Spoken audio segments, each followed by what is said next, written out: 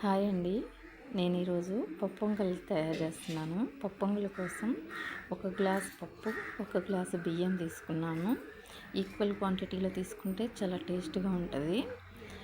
రెండు కలిపి కడిగేసి ఒక 10 నిమిషాలు నానబెట్టానండి.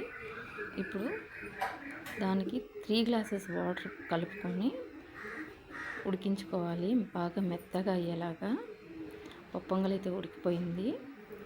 దీంట్లో మంచి ఫ్లేవర్ కోసం ఒక చిన్న అల్లం ముక్క, 2 పచ్చిమిర్చి కచ్చాపచ్చాగా దంచి కలుపుకోవాలండి. కచ్చాపచ్చాగా దంచుకోవాలి, బాగుంటుంది. నేను దంచుతున్నాను.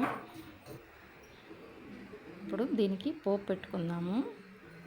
పోపు కోసం స్టవ్ వెలిగించి బాండీ పెట్టుకోవాలి.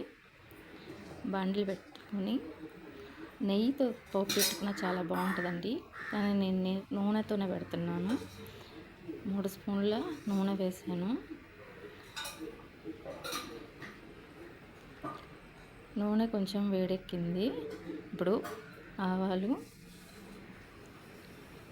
జీలకర్ర కొంచెం ఎక్కువ వేసుకుంటేనే మంచి ఫ్లేవర్ వస్తుంది. అండ్ మిరియాలండి. పప్పు పొంగల్లోకి మిరియాలే కదా హైలైట్ అయ్యేది. ఒక ఎండుమిర్చి అండి. తర్వాత కట్ చేసి పెట్టుకున్న ఆనియన్. పప్పులు వేయడం మర్చిపోయాను, ఇప్పుడు వేస్తున్నాను. ఇవి లైట్గా ఫ్రై అవ్వాలి. కొంచెం లైట్గా వేసుకున్నాము. ఆనియన్ అయితే వేగిపోయింది. ఇప్పుడు దంచి పెట్టుకున్న పచ్చిమిర్చి, అల్లం పేస్ట్ వేస్తున్నాను. ఇది కొంచెం కలిసిపోవాలి. అంతట్లోకి కలిసిపోయేలాగా కలుపుకుందాము. సన్నమంట మీద కలుపుకుందాము. కరివేపాకు వేస్తున్నానండి.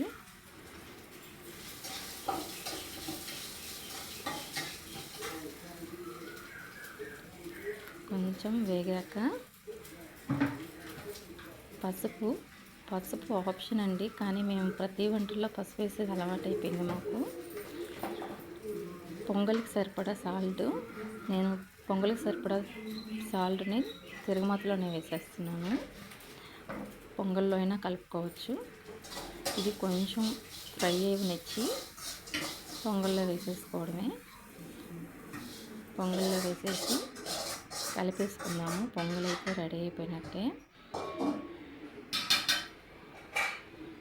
పొంగల్ని సన్నమంట మీద పెట్టి పోపు కలిసేలాగా కలుపుకుందాము.